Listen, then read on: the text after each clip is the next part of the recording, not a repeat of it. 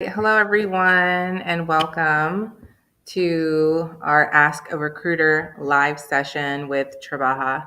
We're super excited to be here. It's Wednesday, so definitely share your wins in the comments below. But today I have a special guest. We have Ruth Harthen. Hello, everybody. Yes, we're excited to be here. We know that a lot of the Tribaja tribe has been asking a lot of questions in our Ask a Recruiter section. And so we wanted to be able to come through for y'all. Hello, Whitney. We wanted to be able to come through for y'all and just kind of share some helpful tips and tricks to help professionals get seen in today's job market. Oh, all right. I see y'all coming through. Don't understand why I don't see it up here, but I see I see everyone. Monique. Hey, Grace. Monique, Grace, Jensen, LinkedIn Christina. user. Hey y'all. Hi. Hi everyone. Hey, so we're gonna get started and just sharing some tips. Yes. So if you have any questions, feel free to start just putting them in the chat so we can really use this time to answer as many questions as possible. Hey. So we can answer as many questions as possible, but I will share some of the things that have really helped me, and I'm sure this is why everyone here is on LinkedIn. LinkedIn has really, really been a tremendous help when I was a job seeker looking for new opportunities. I definitely use my LinkedIn to uh, help with my personal brand. Ruth, do you check everyone's LinkedIn when you're looking for candidates and things like that? I sure do. I Mm. sure do. I do. I cross check by visiting a LinkedIn profile. So LinkedIn presence is really imperative, especially like in this day and age. So if you don't have a LinkedIn profile, make sure to have one. If you don't have a presence, begin to build it. So I'd highly advise that. There's a big correlation between having a LinkedIn presence and like people actually seeking you. You know, I know like one thing I like to see people that like not having photos. Not everybody wants to have their photo up there, but I highly recommend having a photo because at the end of the day we're visual people, right? So Mhm. um, that's one little thing that I would say could help your presence. It's just Yeah. simply having a photo. I know, talk about it. I think it is important, it's kind of like, I'm not gonna say it's like a dating app, but it kind of like in some way it is. It's like a career dating app, right? You don't want to date someone who's like afraid to like, or not afraid, but who doesn't like show like who they are, right? You're just kind of like, oh, it's a plant, right? Or like they put in an emoji or like something like that. And I'm just like, well, why not just put your profile picture? And So that's if you do have a photo, let's keep it professional. Like, yes, let's not have you taking a selfie in your right. actual None of those photo. kissy faces. Like we're not trying to see the kissy faces in, Duck your lips. LinkedIn profile. Mm-mm. Did you ever see that post about a woman who said that she was let go of work because of her LinkedIn profile? Did you ever see anything like that? There was a Mm, blog going around. There was like a post going around, but somebody actually was let go I because did see a video about a girl being on, I think it might have been TikTok where she disclosed her salary. oh, Or I don't okay. know, she did disclose it on either LinkedIn or I believe it's actually TikTok on her TikTok. And she had a lot of Mhm. followers. She actually got terminated because of that. Whoa. Yeah. Well, Yeah. just be careful, y'all. But someone on LinkedIn, or oh no, she did. Okay, so Might be I'm two different sorry. stories. I'm all for yeah, I'm all for the gossip right now, and then we're gonna get to your questions. I promise. Um, but it was actually someone who didn't get an opportunity because of how her profile came across. Like she came across very like, not professional. Like we were talking about, and so the gentleman, I guess, who was the recruiter, the hiring manager, basically said like, you know, oh, like after seeing your LinkedIn profile, like I don't think so, right? Like I don't think this is a good fit. And so just want to put your best foot forward. And I do see some people already. dropping your questions in. Okay, so we're gonna get started, y'all. We're gonna stop our gossip just for a little. So I about to say, I will say one more thing. At the end of the day, it is a professional platform. Yes. Like it can really feel like social media, and people share everything and anything, and people use it, use a platform for different reasons. Mm-hmm. When it comes to hiring, like, keep it professional. That's all I have to say on that. So just keep it professional, y'all. And I never get into anything that's like a touchy subject on LinkedIn. Like I said, just like in dating situations, like you don't want to go into like religion or politics. Like I stay away from those like very touchy subjects on my profile because you never know who's looking, and you don't want to turn off anybody because everybody has different views, and that's just not something that you would bring in the workplace. So you don't bring it on LinkedIn either. All right, let's get into it. So Whitney wants to know, can we pull this up here? Can you see the chat, y'all? Oh, new comments will display here. Okay, so that's only new ones. All right, so Whitney wants to know, how do you get into customer success role without the work experience? Do you want to start this one, or do you want me to go I'll first? let you take that one. Okay, awesome. So, customer success, it's really funny because I see a lot of professionals, asking this question, but customer success, if you've ever been in a role that might be, like customer facing, like retail and things like that, that is considered, customer, pretty much like a customer success experience. It's just all about like how you communicate that, in your resume, how you communicate that to employers and things like that. So when we do see customer success roles pop up, and even for some of our employer partners, when they're asking for someone who has customer, facing experience, we will go in and say, even someone who worked at a restaurant or, something like that, where it's like Sorry, heavy. guys, that's my hubby. Like we got visitors. I Um, know. but anything like that is really considered customer, like a customer, anything that's like customer support. You can really use that to like leverage it as experience for customer success, because they really want to see someone who works well with like the end user, which is obviously, customer success is more related to anything that's like more techy software and things like that. But it's really about building relationships and making sure that you can manage those as well. Ruth, do you have anything to add? I mean, for me, I think I usually look for someone who has like retail experience, but it doesn't necessarily have to be from retail either. Um, so yeah, I think retail experience, any like service industry experience, Hmm. also educational experience too. I know a lot of teachers can fall into that customer success role, because they're dealing with all type of children and curriculum, dealing with parents and coordination.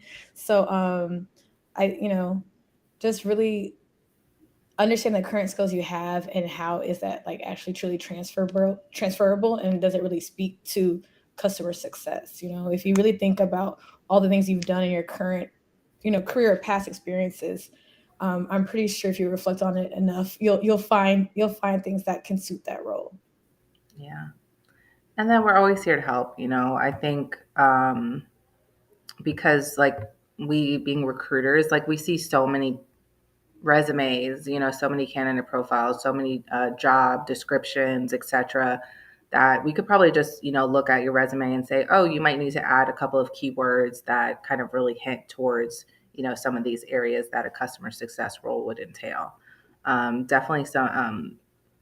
I know in our customer success role that we used to have within Tribaja, our customer success manager used to do a lot of the onboarding of clients like onto the new platform. So like you said, Ruth, like the teaching also could play hand in hand, because you're actually like showing somebody, guiding somebody through the product, at least initially for that onboarding experience. So I hope that helps, Whitney. And hi from Portugal. I want to go there soon. So All why right. are they asking for 5 years experience for entry level jobs? Have you ever seen this, Ruth? Because I've been getting a lot of I've been seeing a lot of like LinkedIners post about the fact that entry level roles are requiring like 5 years experience. I don't know why they do that. I know within our like employer partners, like we don't allow stuff like that. Like we do review their job descriptions, and we're not going to post anything that we don't feel comfortable with, right? Like we're not going to post an entry level role that says you need 5 years experience because it doesn't align with like our values and like what we stand for here at Tribaja. But Ruth, I'm curious to see, like I actually have never come across a job post like this before. Um, okay, well, that's funny. I think people like it might not be 5 years, but they might be expecting two That or might be a three. little exaggeration. 5 might be an exaggeration, but I feel the pain in that question. Mhm. Sometimes I don't even know why. There's a lot of reasonings behind that. Some people claim like it's a means to like underpay, to underpay and like call it entry level. But then you still want someone who's experienced, and that allows you to pay them less. I don't know if that makes sense. It's not fair. Um, I believe that if a role is truly entry level, it should start at 0 years. And oftentimes you'll see that job postings will claim entry level and they'll be looking for 2 or 3. Um, but that doesn't make it a true entry level role. So don't be fooled by the titles. Just Yeah. really look at that job description. But yeah, it is unfortunate. I wish it's one of those things like the world will never know why somebody like maybe it's just to reel you in to apply for the job. Yeah. But I also will say this, right? Like if you experience anything like that where a company is posting an opportunity like this, like it's a red flag, right? Just take it as you wouldn't have wanted to work for that organization anyway and just keep it moving. So don't know why they do it and they shouldn't, but not a company you would want to work for anyway. So how do I pivot into a project management role when my degree and experience are from a non-traditional background? I have my suggestions, but Ruth, I will let you go first. um, One of my suggestions would be actually working on a project, but it's like through volunteering and being able to showcase that. So volunteering opportunities or like an apprenticeship program or some type of upskilling program. I feel like Mhm. that's the best strategy. But it could be through your own, like if you have to be an entrepreneur, like even within your own business, showing how you've actually have completed a project like beginning to end. I think that's a pretty fair way to pivot coming from like a non-traditional background. Yeah. And I'm going to be honest, there's no project management degree, right? Like, Yeah. I Like don't think you could go to school to be like a project manager, like no. be able to go. You can get certified, but there's no project management degree. Right. So in my eyes, like regardless, a majority of professionals that are in project management got a degree in something else and then leveraged the certification to get them, to be a project manager, right? Or they were probably in a company already and then shifted internally. So maybe Mhm. shifted within the organization once they already got their foot in the door. I can't stress this enough how much easier it is to make a career change or a pivot like when you're in an organization or you have like those connections internally, especially if it's a company that promotes internal mobility. Like that is um it's probably the most underutilized strategy that professionals use today is if you're coming from, let's say you have a background in finance or et cetera, and you're working within a company already, you have great connections and you build great rapport with your senior leadership and your managers, and you say, hey, in the next year I would really love to be a project manager, and then just working cross functionally with project management teams inside that company to give you some type of experience that you can put on your resume, get a certification, and then start to make that transition that way. So those are some of the strategies that I've used in my own life to help me transition into innovation, tech and innovation. But I think it's really important just to kind of tap into what you already have and see how you can kind of pivot and make those changes. Also, like we said, certifications are really going to also help here. I think it's like the PMP and PMP. project management professional. Okay.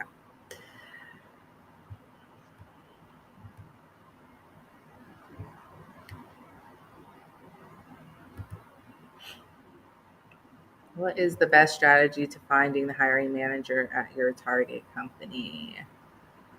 Um, Sometimes you can find it on LinkedIn, but not always. You got to be a little sneaky. I feel like you got to be a little detective, here and there. It is tougher to find like the hiring manager on specific roles unless you actually are talking to the recruiter directly, or something that I used to do is find the recruiter in that company and either like reach out, try to have a conversation, an intro call to understand who that hiring manager might be. They may not give you that information because they're not gonna want you hopping in their DMs. Um, or what you can do is, or at least what I like to do is, I like to find the company on LinkedIn, and then I like to search all of the people, like the employees of that company, and see if I can find like the title that is close to that department that I'm trying to apply for. So if I'm looking for an innovation manager role, I'm going to search X, Y, and Z company and say who's the innovation director of that role. And that 9 or 10 times, if they're not part of that team, well, they're either part of that team or they're the hiring manager. So, Ruth, do you have any N- feedback on No, pretty much ditto on that. Just searching through LinkedIn, getting my magnifying glass and just searching away that? Yeah. until I find it. But yeah, usually I start with LinkedIn. I don't have any other methods. I don't have any other like magic tools or anything like that.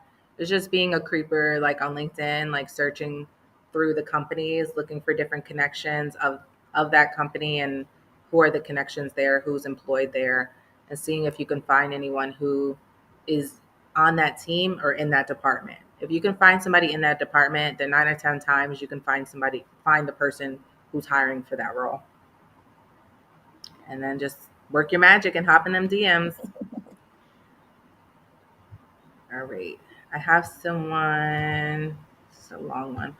I have someone who is currently an administrative assistant at the high school level. She's been doing it for 18 years and wants to transition into HR tech. What roles would you recommend her to look into? Administrative assistant. I mean, there's, I would say recruiter, but I might be just being biased to the fact that I'm a recruiter. Um, I would say probably HR coordinator, because that's someone who, you know uh, is more administrative in the HR space. Even like recruiting coordinator. There's also people operations, which is someone who obviously deals with operations, with the internal teams. Ruth, do you have any suggestions on roles for that? I guess basically the same roles that you just mentioned, like but maybe like also like employee experience. Also, you know, does this person do they specifically want to do HR and tech, or like is there something else they'd like to explore? That was my question about for that person. Yeah, Um, Sometimes what you're doing before doesn't mean that's what you want to continue to do. Like, that's does true. this person actually want to pivot or like entertain something new? Yeah. That's very true. I didn't even think about to ask that, but yes, like, does this person still want to do like administrative work in HR and tech, or do they want to, explore something completely different? But I'm guessing the thought is to kind of leverage those 18 years of Yeah. experience to be able to get you a higher level role. You know, I actually feel kind of bad by saying HR coordinator and things like that. They really should be applying for manager level, if not higher. Positions. Yeah. My bad. I take that back. How should I prepare? So, how should I prepare for a software engineer interview process? Ruth, I'm gonna let you have this one because I do not know. Ooh. I guess everybody's I said they're gonna like should we drop the tool? Technical interview tool. Um We can. yeah, I could say everybody's like interview process is gonna vary. I'm not a hiring manager, like I know, but everybody's process will be different. Um at the end of the day, you just need to be able to showcase your skills, right? So depending on what stack you're in, uh are like you need to be able to show your ability. I don't know if that helps. Um, Yeah. so if it's a Python interview, then you need to be able to display that you actually know Python, right? Or um, I'd say also like being able to build a project and be able to speak to it. You know, like can you actually speak to the project and explain what you did, Mhm. and share that process like in layman terms. But everybody's interview process will be different. I know I mentioned this to some people a lot of the times is that also like one of the biggest skill gaps is actually like soft skills. So it's one thing to know the technical aspects, but not actually showcasing your soft skills in an interview as well. People don't realize how important that is. Um, I also say like just owning your narrative in an interview. Like how'd you get there? Like how'd you become a software energy, engineer? Like, what's your background story? What excites you about it? You know. Mhm. So I'll, aside from being tech savvy, practice your algorithms and data structures. I heard that that can be a doozy on the software engineering interviews. And then also look at a few companies like interview.io and Carrot that provide some type of technical assessment assistance because they're really great tools where you can actually practice beforehand. So just plugging that in. All right. What's the best way to shine for front end developer roles if I come from a different background and learned with boot camp? So I will just start really quickly by saying for a lot of the roles, um, like, roles that are highly like more technical, I will say that employers do tend to look at your GitHub and your projects like a lot more than I'm hmm not saying that they don't look at your resume, but they usually go, okay, great, this person is on the right track.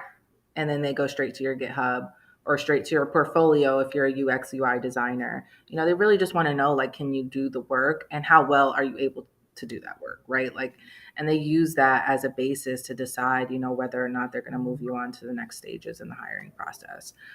So I would just say really working hard on perfecting your projects in your GitHub and any other projects that you want to really shine through. I'd say ditto once again. But as far as a front end developer, that portfolio speaks volumes. And making sure that it's aesthetically pleasing. You've gone through the boot camp, so making sure that UX and UI is on point. Yeah. That is your moment to shine. Is through that portfolio. Mm-hmm. Front end is all about how Yep. it looks and what the user experience is on your application. So is it intuitive? Is the design to par what they're seeking? So Mm-hmm. really making sure that making sure that your portfolio or your website online is solid and looks great. And I've seen a lot of front end developers, create their own websites for their hmm portfolios, like from scratch, Scratch. right? I think that is even a way for you to stand out is by creating something that looks great, just like Ruth was mentioning. All right. Tips to reach out to recruiters for a job. I don't want to come off as rude or overbearing. Ruth can share with you because Ruth loves people hopping in her DMs. So I will. No, I like to hop in theirs. Oh, you like the person. Not vice versa. Once I hop in yours, you hop into mine. No, it's a little different because I work for Tribaja. So like when people slide in my DMs, I'm happy, because we're also community based, but not everybody, not all recruiters are built the same. Um, Yeah. because sometimes what you'll see is job seekers believe that we should be finding the jobs for them, right? Mm, And a lot of the times we're busy actually sourcing for people and looking for candidates. Um, so it just depends who you're dealing with. It's a fine line. You wouldn't come off rude or overbearing. I guess it just depends on the question you're that you're asking the recruiter. Like if you're coming saying, "Can you find me a job? Do you have a job?" I definitely say don't lead with that. Um, if it's a question, or if you're asking for suggestions, I think that's a better approach, or like just simply making the connections a better approach, and they can maybe guide you accordingly. But coming in saying, "Do you have a job for me?" Like, no, that's your job. It's your job to search for a y'all be like job. this. Y'all be like We this in our DMs, like hand out. Like, who are you? Like, what? How can I help? You know? like, can you write my resume? Like, no, I'm not a resume builder. I'm not a career coach. I'm not a resume builder. Oh I'm the my one who, like, recruiters are the ones who connect the dots. So they already have jobs in place. You can go visit their company websites. Trabaja works a little differently because we are a community. So when you reach out to me, I'm going to suggest to join our community because we have all different types of resources. So, which I like better. So I can answer all my DMs. Nobody will get skipped. But I God. think the average recruiter doesn't have time for that, Yeah. in most companies, especially if you're like working for like a staffing agency where you're just trying to fill in seats. They operate really differently. They're very busy. So don't be offended when someone doesn't get to you immediately. Yeah. Um, so I guess that's my spill on that. And I I don't know will if that say answers that. a little bit. I think, before, things were different. Things were different a few years ago when you can like reach out to a recruiter and that was seen as like, wow, this person is going like the extra mile, right? Because Mhm. they reached out to me. But now it's not the same. There's a lot more job seekers in the market right now. And so it becomes more overwhelming than anything. I think the best thing that candidates can do is really shine through in their resume and in the interview process.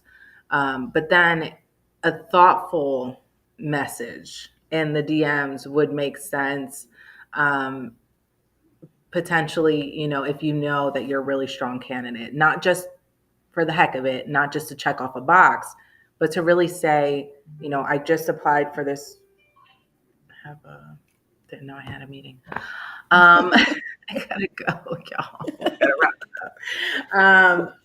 But we can do this again sometime. But just like I said, just being a little bit more intentional about how you reach out, how you hop in someone's DMs. I think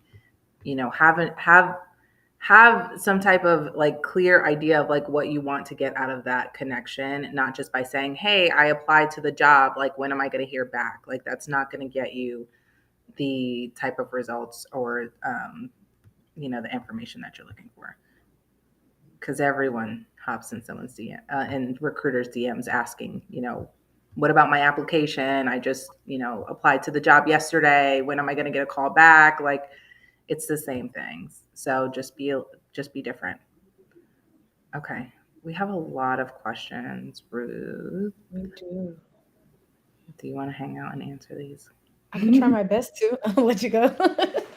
And then could I end this without you being here? I'm sorry, guys. This is my first time, so No, we'll I'm just. just gonna remove my video, but you know where we are in the. So we're here. I'm sorry, y'all. Busy, busy, busy. But I do have a call. So I'll Oh, see this is you an interesting later. question. Ruth, let me know if you need my help, but I'll Sure. definitely come back on after this call. So Okay, so it's a quick. Hello, everybody. I wish I could see your faces. Um, I see Michael. I see your question. Um, I honestly do not have the answer for that. What I'll do is I'll jot that down. Um, and see if I can get some more answers for you. Um, because you'd like to work abroad. but you don't have a work permit. I'm assuming you'd have to be sponsored, but I honestly don't know how those sponsorships would work. So I've jotted your name down, and hopefully I can get some answers for you. Um, let's see. I don't even know how to use this platform, guys. Bear with me. Let's see. So that was Mike. Let's see. I see Elizabeth. Let's see if I can put your Elizabeth. I don't know how to put your question on the screen. I think I need Shannon for that. But um, Elizabeth asked the process of referrals and what recruiters look for when championing an applicant. Um, as far as championing an applicant, it really is about, you know, for me, I'm really looking for like the grit, the passion. Is this the industry and the lane you truly want to go into? Um, do I see, um, or can I, can I sense? Oh, there it goes. Oh, came in. Coach came in. There we go. Um, just for me, it's really like the passion and the grit and your past experiences, and is it truly transferable into that role that you're seeking for? Also, like I mentioned before, those soft skills go a very long way. Like, are you able to collaborate? Are you about teamwork? Um, are you able to quote unquote deal with people? So that's what I actually champion. Like that's what allows me to champion for someone. Um, hopefully that's answered that, Elizabeth. Let's see. Why are they asking for 5 year experience for? Okay, well, we already answered. Let's see.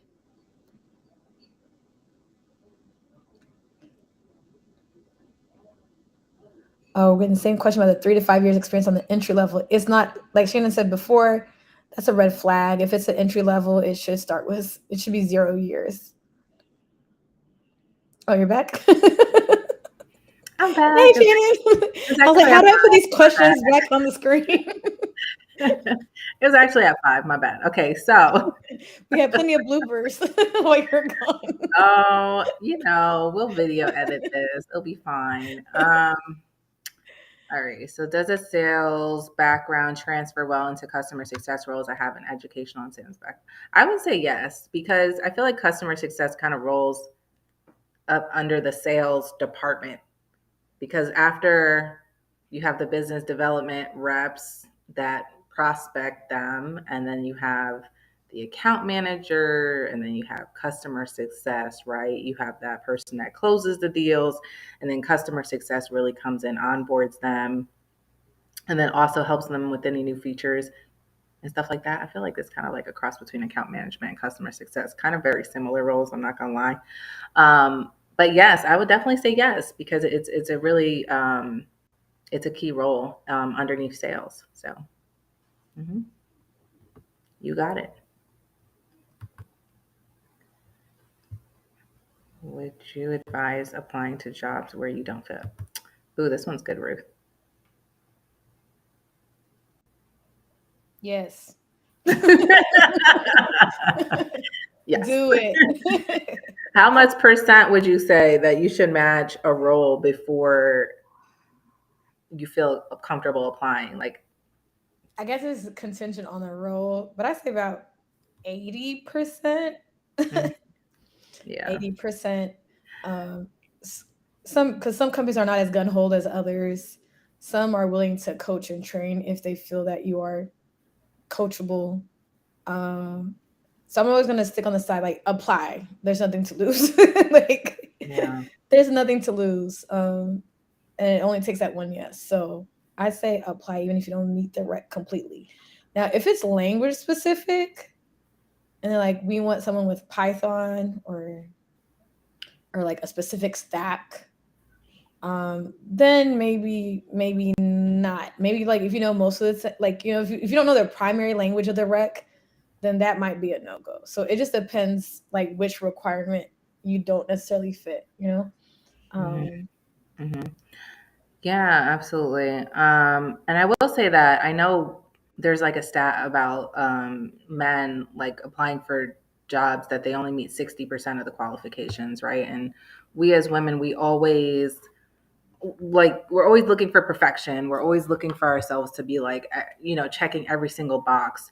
When really, if you know that some of those areas you can be trained on, then apply. But I would just make sure that you could at least meet a majority of like the core, requirements. Janet asked for some strategies for interviewing and preparation tips.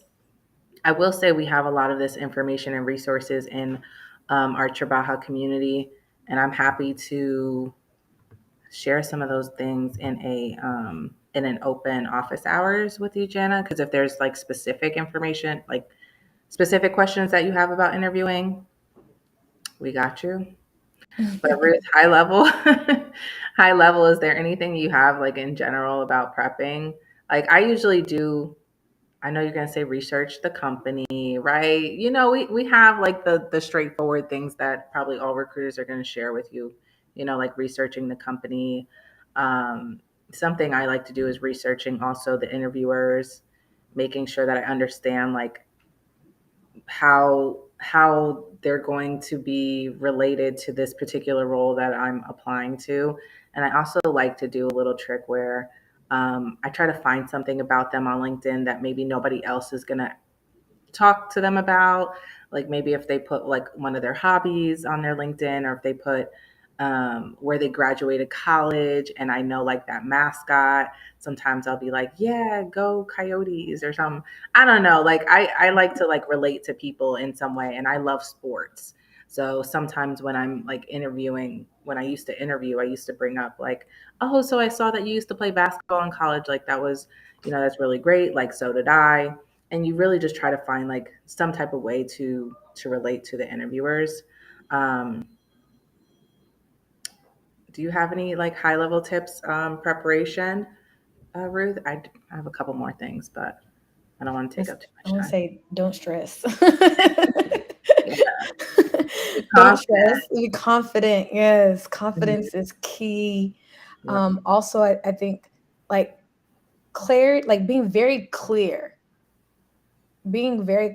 on like what you want, and being very clear on what your abilities are, Hmm. um, and not being all over the place. Like Yeah. just going in with that mission and saying like, this is what I'm capable of, and say that confidently. Um, and not getting caught up. We're all humans at the end of the day. Like I know Right. there's like a lot of pressure going in, and it's an interview. People get all choked up, but just remember we're all humans at the end of the day. Like Yeah. breathe in. And it's okay. It's okay to be transparent. Like very often I used to say, I'm nervous. I'd be like, shoot, I'm nervous, y'all. And that would be okay. Nobody's gonna blame you, for being nervous, when you're trying to secure the bag, right? And sometimes it's okay to just be super honest and very transparent. You know, like we said, everyone is a human at the end of the day. And that's not going to take any points off just because you're nervous. But what will take some points off is if you're not able to confidently, Of answer some of course. the questions that the recruiter might have for you. And my last tip is that I like to do like a little motivational like pep talk to myself or practice in front of the mirror. That's something that I really used to enjoy doing. Like, yeah, Shannon, you got this. Um, so try something like that one day. How can I note results on my resume if my current role as office assistant doesn't allow me to? What does that mean? All of my projects are administrative based, nothing that can show an increase in something. You're talking I about like speaking on metrics, like being able mhm. to like quantify. Okay. I think you can always find something. You can finagle it. You can always find something. Like even if even if your employer has not said that you helped increase productivity by I don't know, by managing a certain task or organizing, something better than somebody else, like you are like your role does help somewhere. You just have to figure out like what are those key things that you're doing. Very often, like I do see this, but you just have to understand your role so well that you know, like, here is where I'm adding value, and quantify that.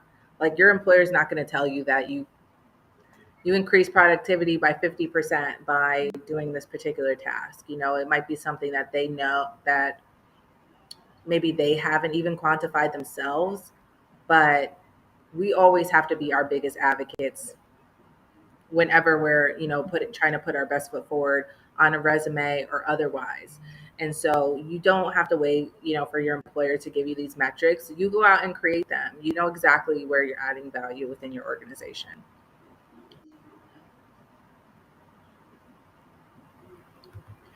All right.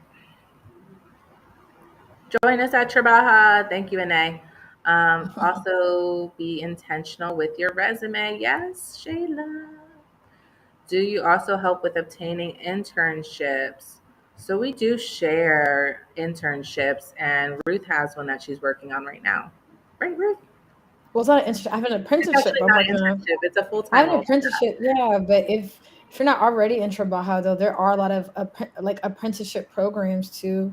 And the good thing about apprenticeship programs, some of them are actually paid. So Yeah. um, I say really tap into our resources on Tribaja, like join, create a candidate profile, and tap into Hmm. those resources. But the current apprenticeship program I do have right now is for a data analyst. So um, Kay Thorne, if you have any, if you're into data analytics, let me know. Yes. What are some good, insightful questions to ask an interviewer, recruiter in an interview? I like this. I feel like we can get a little creative. Do you have a favorite one that you like when candidates ask you? I think some of the interesting ones are like, I don't know, but when people are really asking about like the culture, like the actual like the like work hours, or do other people have like personal commitments outside? People Yeah. have other personal commitments, just to get an idea of what the work culture is truly like there. And people like admitting like, oh yeah, I am, uh, you know, a Yeah. single mother with an autistic child. Like it gives you an idea like these people do have commitments outside of just work, right? um, to kind of gauge what the work life balance like. Do you work 50 hours a week or no? Like, do people take work home? Mhm. I think those are really vital questions to ask, just so you know what you're getting into. And I will say, like, recruiter questions, I feel like we should write something about this, maybe a one pager. But recruiter questions and like hiring manager questions should be completely different. Like, they should be very different, because you're a recruiter is not going to be your hiring manager. Is not they're not going to be the person that you're actually working with. So you need to think about that. A recruiter would know more about the requirements needed in order to get you to the next stage, right? Also, they'll understand like salary range, and more things that are kind of tied to the role, but not the actual tasks, the day to day tasks within the role. And for like a hiring manager, you really want to understand. I love when someone used to ask me this question, is like, what do I need in order to be successful from day one? I was like, boom, that right there. And that just shows that they're like ready to like come in and provide some type of impact from like that very first day. I absolutely love that question. Even like taking that question and like uh, rephrasing it in multiple ways, but anything that shows that you are very like enthusiastic and you really want to provide value, like, to the organization. Like, everybody wants somebody who's passionate. And I'm sorry, my air conditioner is loud up in here, but everybody wants someone who's passionate. And nobody wants an employee who doesn't want to be there, or who's just checking a box. We really want to understand how, why here, why now, why this role, why this team. So um, that is I my. think like I'm about to say, like, I think on that same note is like people asking questions about like upward mobility, or like learning resources or training programs. Like, is there room for them, like for growth, right? Just have Hmm. that growth mindset mentality. Anything that would show that you have that growth mindset mentality. Yeah, I love that. Growth mindset. Yes, write it down. Okay. I think this is our last question. Do you have any tips for pivoting into tech from customer service, customer success background into more technical roles aside from boot camps, courses, certifications?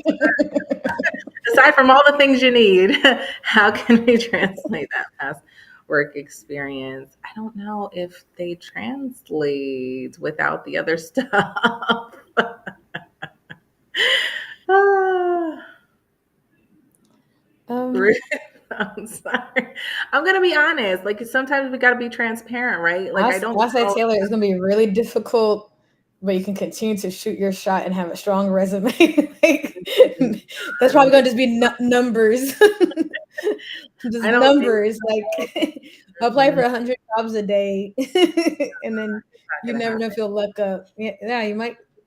I'd say that might be the tip would be luck.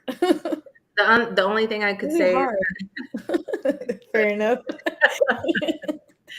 I mean, we got to be honest sometimes. I know that if you're self-taught, like let's say you're self-taught and you want to make that transition, even self-taught professionals have like some experience somewhere, whether they did projects, whether they freelance, they did consulting, tech projects, they still have like that technical, background somewhere.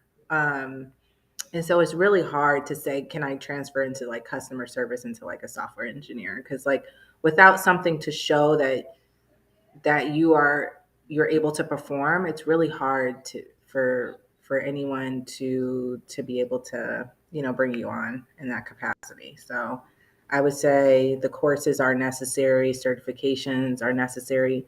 It shows that you're committed to the process, and that you truly understand what is needed in order to be successful in that new function. So And it's go ahead. no, I was I just like to ask, like, I wish we could talk to these people live. So I wish we could talk to Taylor right now. Like, why not? Yeah.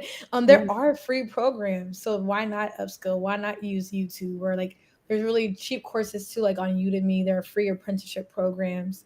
So like, if you're trying to get to something technical, I don't know if these are time constraints, but you don't have to pay for anything. So like, you don't have to worry about if it's a financial thing. There are actually free opportunities out there. Hmm. You just have to seek them. So, yeah, my question to you, Taylor, is like, why not? Yeah. So, And yeah, there are free boot camps. Yep, definitely free boot camps. I guess he said, "Is there anything that he's missing?" Nope. Just the upskilling piece is like really important. Project-based work, consulting can be really helpful in getting those experiences underneath your belt. So that is my suggestions on that. Are there any remote roles on Tribaja that are for people outside of the U.S.? I don't think we have anything right now. No, no, unfortunately. All right, Ruth, we're gonna wrap it up yes. because I do have a 5 o'clock. I didn't have a 4:30, but I have a five. So Thank goodness you came back. scheduled. I was like, oh snap. Ruth was like, how do you like? Where do you How do you go? put these questions? How do these questions come in? It is fine. So, Ruth, what week is this? Is this your second week, third week? This is my third week. And how's it been? You've been I'm having a good fine. It's been time? great. It's been awesome. Yeah. I'm like, honestly, it's been good. It's been a learning curve. Shannon uses all the different type of apps.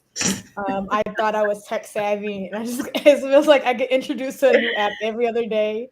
So there's Yeah. definitely been a learning curve and just getting acclimated. But the community is amazing, phenomenal, so supportive. I'm honestly like truly happy to be here. Like I'm humbled. Like literally, I think week two, like I was getting emotional. So, but it's good. This is what I mean. I love what we do. I love what we stand for. Um, so it like at times it doesn't even feel like work. It feels more like a mission. So, yeah, That's how It's I all good felt. thing. I don't want to give an ugly cry on this No, live, don't be so crying. Yeah, you know, we're both we're gonna leave it at cancers. that. We're gonna leave it at that. I know we're both cancers. You see, I've got a little tear in my eye. Oh my goodness, Mhm. girl. Yeah. Um, Dream house so makeover makes me cry. So let's just. I will say this: we do use a lot of tools. Like I know that's like the biggest learning curve that I get from people. Is like you got so much stuff.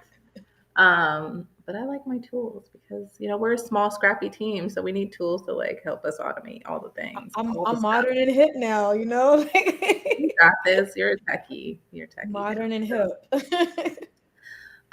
So we will save like all additional questions for our Slack community. If you go to tribaja.co, if you already have a candidate profile, then you can just hop into the Slack community, and we're happy to answer any questions. And then we'll be back next week. Maybe same time, same place, potentially. If that's good with y'all, then we will be back here to answer additional questions. We're in Miami next, actually tomorrow. I'm here in Miami, so Tribaja is having an event in Miami tomorrow from 6 to 8 p.m. at Soho Beach House. And then next week we're in Dallas. We're in Ruth's Yes. My hometown. hometown. Yeah, so we'll be in Dallas So next tell a friend to week. tell a friend. Yep.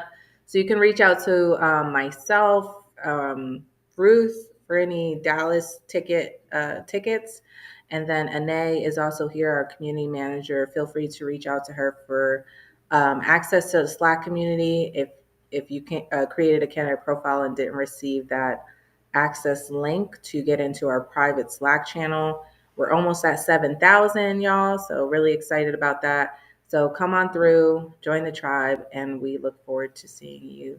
Any ATL events? I will be in Atlanta August 16th. So I'll probably put together a small meetup in Atlanta that week.